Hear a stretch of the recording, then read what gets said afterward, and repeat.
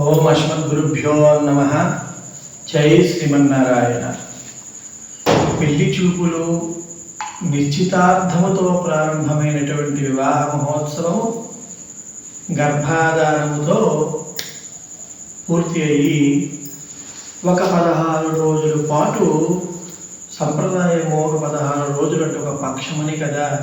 ఈ పక్షము పాటు ఈ ఆలుమగలిద్దరూ అటు బంధుమిత్రుల యొక్క ఇళ్లకి వెళుతూ అటు తిరుగుతూ ఇటు తిరుగుతూ చక్కగా వీరి యొక్క వివాహ నూతన జీవితముని ఈ పూర్వపక్షము మొదటి పక్షాన్ని ఆ విధంగా పూర్తి చేస్తారు.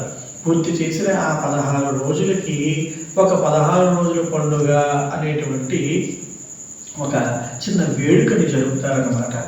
షోడశ కళానిధికి షోడశోపచారములు అని అన్నమాచార్యులు పాడుతున్నట్లుగా షోడశ కళలు మనకు ఉంటాయి కదా. ఆ 16 కళలు ఈ వధూవరులు చక్కగా పెళ్లి నాటి నుండి 16 రోజుల పాటు 16 కళలను వీరు సంతరించుకోవాలి. దేవతల యొక్క ఆశీర్వాద బలంతో ఆ 16 రకాల కళలను వీరు ఆపాదించుకొని వీళ్ళు సంపాదించుకోవాలి. అదేవిధంగా భగవంతుని యొక్క దయతోనే ఇవి సాధించగలగాలి. ఇది ఎక్కడా కూడా మన వివాహంలో చూడండి, ఇటు మానవుని సహజంగా పొందేటువంటి ఇహలోక సుఖాలు, ఈ కట్నాలు కానుకలు మరొకటి అంటూ వీరు పొందుతూ ఉంటారు. అదేవిధంగా పరమార్థమైనటువంటివి ఈ రెండు బండికున్న 2 చక్రాలు లాంటివి అన్నమాట. ఏ చక్రము కోల్పోయినా ఇది సరిగా ప్రయాణం సాగదు. కనుక వివాహం అనేటువంటిది ఆధ్యాత్మికము, అదేవిధంగా ఈ భౌతికానికి కూడా సంబంధించినటువంటిది.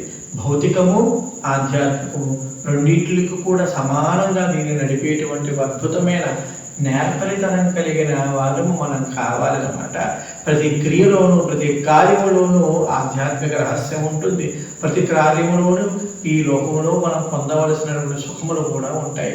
తన భార్యతో తాను శరీరాన్ని పంచుకుని లౌకికమైనటువంటి సుఖాన్ని పొందుతూ ఉంటాడు. పారమార్థికమైనటువంటి శ్రేయస్సులు కూడా మర్చిపోకూడదు. ఈ సుఖాన్ని పొందాలి. ఈ సుఖాల్లోనే పడితే ఈ మానవ జీవితానికి పరమార్థము గోచరించక భౌతిక జగత్తులోనే ఈ సంసార చక్రంలోనే మరలా క్షుద్రజీవులుగా పుడుతూ ఉండిపోతారు. ఒక చక్రాన్ని, ఆధ్యాత్మిక చక్రాన్ని కోల్పోతే ఆధ్యాత్మికతకి మాత్రమే పరమార్థముగా పెట్టుకుని ఈ సంసారాన్ని కనుక విడిచిపెట్టి ఈ విధంగా వీరందరినీ వచ్చినటువంటి వధువుని ఇతరత్ర బంధుజనాన్ని వీరందరినీ కూడా లౌకిక వ్యవహారాల్లో కూడా లేకుండా ఉండనట్లయితే అది కూడా సరిగా యోగించదు. అది ధర్మం తప్పిన వాడిగా చేసిన ప్రమాదానికి అసత్య దోషాలు అంటుకునేటువంటి విధంగా ఉంటుంది. కనుక ప్రతి అంశములోనూ దేవ సంబంధం ఉన్నది, ప్రతి అంశములోనూ జీవ సంబంధం ఉన్నది. ఇది జీవునికి దేవునికి నిత్యము చాలా చక్కగా సాగేటువంటి ప్రయాణము అని కూడా వివాహానికి చెప్పవచ్చు. ఇట్లా ఈ ప్రయాణము సాగుతుంది. ఒక పక్షము పూర్తయినది. ఈ విధముగా పక్షములు తిరుగుతాయి. చంద్రుడు ఏ విధముగా కళలన్నీ సంతరించుకుంటాడు, మరలా ఇది ఒక చక్రమోలే తిరుగుతుంది. అంటే పెరుగుట జీవనంలో ఈ ఒడిదుడుకులు ఎత్తుపల్లాలు అనేటువంటివి సాగుతూ వస్తాయా అని తెలియజేయడానికి అన్నట్లుగా 16 రోజుల నాడు ఒక వేడుక, పెళ్ళైన ఒక పక్షమైంది ఇక ఒక వేడుక. ఆనాడు అంకురారోపణ చేస్తారని చెప్పాం కదా.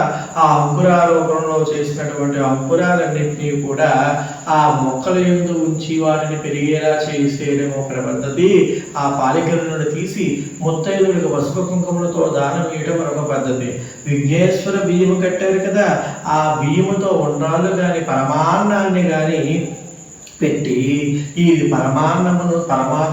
పరలోకమును సాధించడానికి వివాహము అని తెలియచేయడానికి అన్నట్లుగా పిల్లలు బంధువులు అందరూ కలిసి ఆ ప్రసాదాన్ని, దైవ ప్రసాదాన్ని స్వీకరించడము ఈ 16 రోజుల పండుగలో చేస్తారన్నమాట. ఈ 16 రోజుల పండుగతో ఇక వివాహ మహోత్సవం అనేది పూర్తి అయినట్లుగా మనం భావించవలను. ఆ దంపతులు అందరూ కూడా సుఖ సంతోషాలతో ఉండాలని బంధుజనం అంతా కూడా ఒక్కసారి వేడుక చేసుకుని ఆశీర్వదిస్తూ ఉంటారన్నమాట. ఈ 16 రోజుల పండగ అనంతరము వారి యొక్క లౌకిక జీవన వ్యవహారాల్లోకి బంధుజన మిత్రులందరూ కూడా ఎవరికి వారు వెళ్ళి నూతన దంపతులు వారి యొక్క సంసారము ఇక జీవనయాత్ర సాగుతుంది. ఈ విధంగా అవుతుందన్నమాట. కనుక మనము భగవంతుడు ఇచ్చినటువంటి జ్ఞానం చేత, భగవంతుడు పలికించినటువంటి మాట చేత యథాశక్తి లోకములో అధిక స్థాయికి జనములందరూ కూడా ఏ ఏ ఆచారమును పాటిస్తారో ప్రధాన ఘట్టాలుగా వారి కొరకని ఏదో ఒక చిరు ప్రయత్నాన్ని నాహంకర్త హరికర్త అంటూ భగవంతుడే ఈ యొక్క ప్రయత్నానికి కర్త. భగవంతుడు ఇచ్చినటువంటి జ్ఞానము చేత, ఆచార్యుల యొక్క కృప చేత ఈ యొక్క మాటలేదో పలికితిని ఇందు ఉండేటువంటి ఏ గొప్పలు ఉన్నా సరే అవన్నీ ఆచార్యులకి భగవంతునికి అర్పితములు. ఈ మాటలలో ఈ యొక్క విధానాల చెప్పుడంలో ఎక్కడైనా తప్పులు దొరకనట్లయితే అది ఈ జీవుడు చేసినటువంటి క్షుద్ర జీవుడు చేసినటువంటి అపచారములుగా భావించి సహృదయులందరూ కూడా భారతీయ వివాహ వైభవం కొరకు చేసినటువంటి ప్రయత్నాన్ని గ్రహించి మన యొక్క వివాహ వ్యవస్థ గొప్పదనాన్ని 10 మందికి చాటించి మన భారతీయ యొక్క వివాహ ఔన్నత్యములకి సంబంధించినటువంటి ఫలములందరూ కూడా పొందాలని కోరుతున్నాము.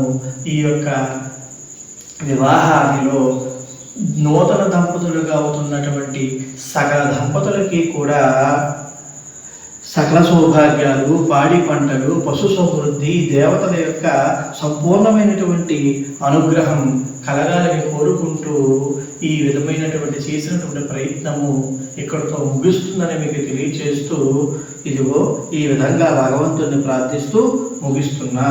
అభివర్ధత వయసాభిరాష్ట్రేణ వర్ధత యయ్య సహస్రకోశే మౌకాస్తావనపేక్షితో అరుంధతీవ పతివ్రత భవ ఇంద్రాణీవ సుమంగళీ భవ శ్రీరివా సుభగా భవ ప్రజావతీ భా సుప్రజా భవ పురుషోత్తమా వైవ దుర్జమో భవ మహేంద్ర ఇవ సర్వార్థ సంసిద్ధో భవ.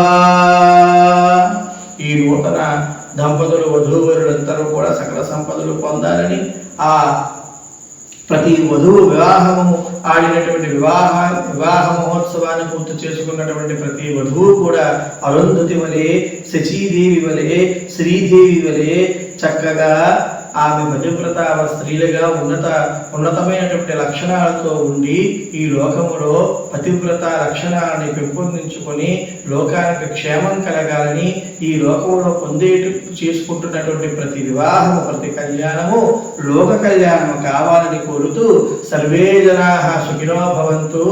ఓం శాంతి శాంతి శాంతి. జై శ్రీమన్నారాయణ.